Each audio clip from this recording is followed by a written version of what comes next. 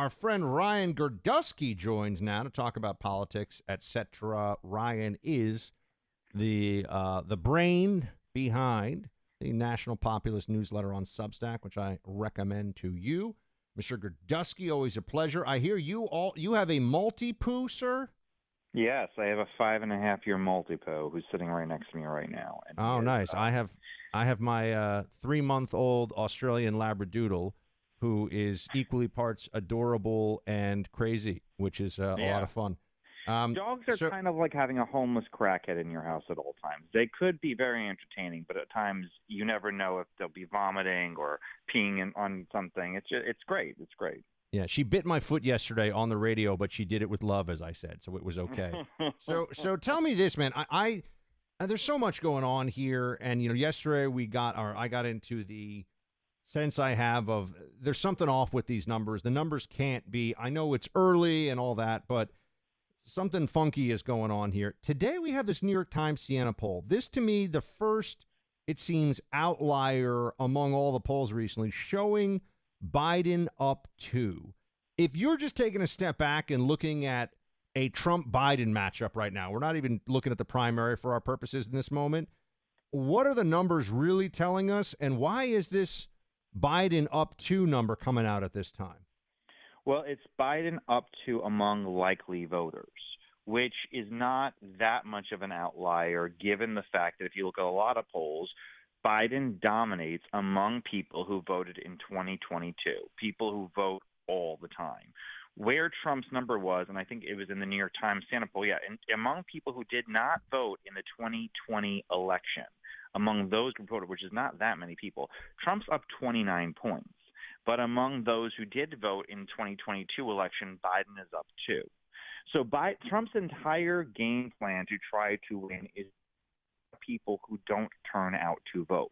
And Trump's main problem is he has the worst, this is the New York Times Siena poll, he has the worst level of support with college-educated white voters since Barry Goldwater lost a 43-state landslide loss or 45-state landslide loss back in 1964.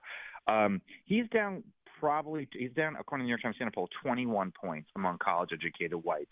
This is a group that Mitt Romney won, and this is a group that he lost by 5 in 2016. And this is a group that dominates, especially in very important swing states like Pennsylvania, Wisconsin, Michigan. There's a lot of non-college educated whites. But among this surge of support with Hispanics and Asians and young minorities who really don't show very high, those numbers might help him in a place like Texas, where a new poll came out today showing him up 6 in Texas, where a place that he won by 5. So he's about the same place, but maybe a little higher. It might help him in Arizona, even though there's a lot of retirees who are older white voters. That's where Trump's problem is among people who vote all the time. He is not doing very well at all. It is among people who almost never vote or vote very rarely that he has to see this huge surge of support. It could happen like in 2016, but it may not. So when you see all these numbers, like the recent slew of polls, Ryan, that came out that showed Trump up in all the swing states, right? So I know when you're looking at national level polling, it feels like, what does that really tell you? And but when you're looking at individual swing states, I think maybe Wisconsin, Biden was up 1 or 2, but other than that, the most recent swing state polls seem to all indicate that Trump would be not just ahead, but considerably ahead. I hate to ask is that real question, because it sounds like I'm being conspiratorial, but when you see that, what do you think? Are you thinking it's just too early to matter, or the Democrats haven't run their playbook yet, or are they in full-on panic that Joe Biden can't actually be the guy? Well, there's two things. So one, there was a series of polls that came out. One was the Monmouth poll, one was the Wall Street Journal poll, and one was the Pew Research poll. They all came out over the weekend. And they all had Biden for the very first time at a 60% or higher negative rate. The Pew Research poll had Biden at 64% disapprove and 33% approve. That is George W. Bush 2006 territory. That is a place that a president has not been in basically 20 years. And that is very difficult to dig yourself out of. He was even losing. I even had a majority disapproval with postgraduates, college graduates.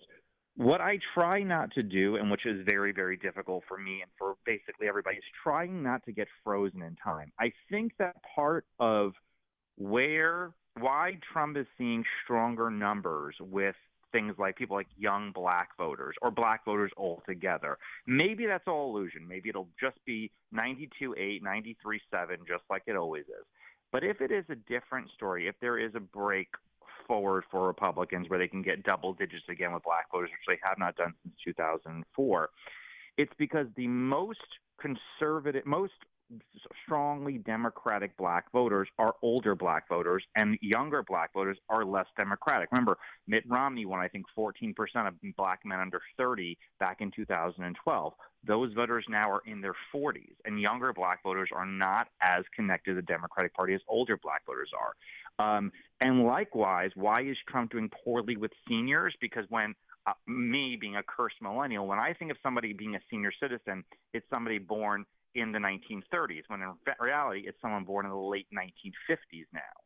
So the greatest generation, those who are the most conservative who ever lived, most Republican really who ever lived, they're all basically gone. They're certainly not a political force anymore, and they've been replaced with silent generation and baby boomers who were part of the hippie generation, the counter-war movement, the Stonewall riots, the more progressive generation. And I think that that's where we're seeing kind of a change if you look at overall these polls of why Trump is doing worse with seniors than maybe Romney did in 2012 or where, certainly Bush did in 2004, and why he's doing better possibly with younger minority voters or minority voters overall, even though the sample sizes are small, because one generation is replacing the next. And I think people kind of forget that, to put that in their head. We're speaking to political analyst Ryan Girdusky. Ryan, I want to get you in trouble with some of this audience, Sure. so get ready for it. Yesterday, I was talking about what could happen and what the break the glass plan, the plan C or plan D. Now that the Biden numbers, and you have said the Biden numbers are really bad, and they clearly are. I think the number one thing I hear from people now, I was hearing, they're going to have a quick primary and it's Gavin Newsom. It's going to be Gavin Newsom. That was September, October of this past year. Now it's, Michelle Obama is going to be the consensus candidate who emerges from the DNC convention. Well, what do you think about that? And if you don't buy it, why don't you buy it? So the primary slate is done, I think, in every single state. It is not feasible for anyone to jump into a primary at this point. They cannot get ballot access in any of the states that matter, I think, all the way through Super Tuesday. So there's no more primary. It's going to be Dean Phillips, Joe Biden, Marianne Williamson. That is it for the primary. The idea that a brokered convention is going to break out at the Democratic primary is ludicrous. It's not going to happen. It has never happened because there is no consensus even among Democrats of who is the next person. Republicans assume it's going to be Gavin Newsom because Republicans have heard of Gavin Newsom, and that's literally it. Gavin Newsom had a worse reelection victory in California than Ron DeSantis did in Florida. He is not an electoral force. He's not even that wonderful a debater. I watched him at the Sean Hannity debate. He did pretty terrible. Yeah, he was bad. I was shocked, actually, at how bad he was. He was horrible. And there is a lot of other support on the ground for other Democrats, more than Gavin Newsom. You have just not heard about it enough because you don't tap into Democratic circles. Gretchen Whitmer has a huge, huge fan base. The governor of Illinois, PJ, whatever his name is, the heavyset guy, Pritzker, huge amount of support, multi-billionaire who says he's going to put $1 billion of his own money into any campaign for presidency. Jared Polis, the gay governor of Colorado, huge level of support. Pete Buttigieg. There is some support out there for Kamala Harris. I know that sounds insane to believe, but there is. And there's also a big voice for another Bernie Sanders, Elizabeth Warren, AOC progressive type who has not emerged, somebody who's more pro-Palestinian and anti-Israel. That's probably a third to 35% of the Democratic voting primary that Gavin Newsom does not tap into whatsoever. So there is no clear electoral force. Democrats are very much in the same vein of who will succeed Joe Biden, where Republicans are if Donald Trump were to, pass away or something would happen where he couldn't run. There would be an equal who is going to sit there and fill this void. It's a giant void to fill. It is not a consensus. There is no major support. And as far as Michelle Obama, this is a woman who hated being first lady, allegedly. She hated Barack running for politics. She did not even stay awake to see who won the 2016 campaign. She doesn't enjoy it. She has said a million times over, I would never run in a million years. She's a celebrity. She's making millions of dollars to sit there and make cooking books and dance with Ellen DeGeneres. She's not going to change that to be, and she's also, there's no proven record that she's going to be a political force either. We heard about Oprah Winfrey for 30 years. Michelle Obama is the new Oprah Winfrey. She might be president. She's not going to be president. Well, if I can just say, I agree with that assessment. You put it more forcefully than I have, but I don't think that's going to happen. I think it's Biden or Kamala. As I've been saying all along, it's Biden or Kamala. Everyone just needs to understand that's what we're up against. So with all that in mind, they're not going to knock off the first female Black Asian vice president for a white guy, not the Democratic Party of 2023. That's not going to happen. Yeah, I think that's true as well. Do you think that what lets the Democrats sleep soundly at night to the degree that they can, because evildoers have a tough time, I think, getting a good night's sleep? I'm just kidding. What makes them sleep soundly at night, given where Biden's poll numbers are? I mean, I was saying yesterday, I feel like there's a train coming. We're just looking the wrong way down the tracks right now. There's got to be something going on. What do you think it is? Well, I mean, Donald Trump is still incredibly unpopular, just like Joe Biden is. It's not like Donald Trump has support. I mean, the most popular presidential candidate, believe it or not, according to polls, is RFK Jr.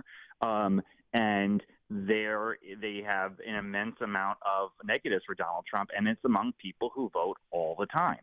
So Donald Trump had no real great mobilizing effort on the part of the non-college educated white voter back in 2016 or in 2020. I don't know, his team is different now, so maybe they do have a real campaign to get out low propensity voters. But it's hard. People vote based upon their history of voting. People have an effort to get out people who vote early, who vote often. And the Democrats have a tremendous early get out the vote program, and Republicans are anemic as terms of early get out the vote. So they're going to come onto Election Day on 2024 with 1 million votes in Pennsylvania already, or 500,000 votes in Pennsylvania already, or 1 million votes in Pennsylvania already. They're going to have hundreds of thousands to millions of votes cast early in almost every single swing state outside Florida, which Republicans do have a very strong get out the vote early campaign there. But they're going to be having banked votes way ahead of time, and Donald Trump's conspiracy theory that you can't vote by mail, you can't vote early, is going to hurt Republicans, and it will be very, very difficult.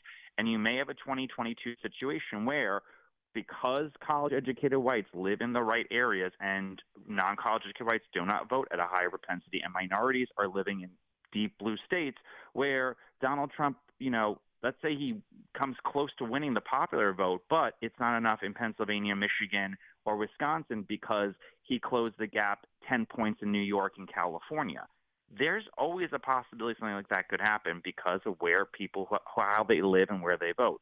It matters immensely to sit there and have a real strong turnout effort, and the RNC has been anemic in all their efforts to turn out voters. How confident would you be that Trump would win, say, Georgia in a matchup against Joe Biden? I think at this point it's looking very strong. Remember, there's also something going on. There's two things going on. There's the question of who's going to get on the ballot as far as third-party candidates go, which will be important. And there is a big effort based upon pro-Palestinian supporters of not showing up for – I wrote this in my Substack at the National Populist Newsletter on Substack – of Muslims not showing up for Biden. If that is real, you're going to see there's 200,000 Muslims living in Georgia right now. The election could be decided by 15,000 votes. If they sit out, if that effort is real to make Muslims sit out, there is more than enough Muslims in Georgia, Arizona, and Wisconsin to affect the election. So I think given that Georgia is such bad shape right now, and I think that Georgia Republicans have a chance. I think Arizona has a better chance in, but Georgia they certainly have a chance in.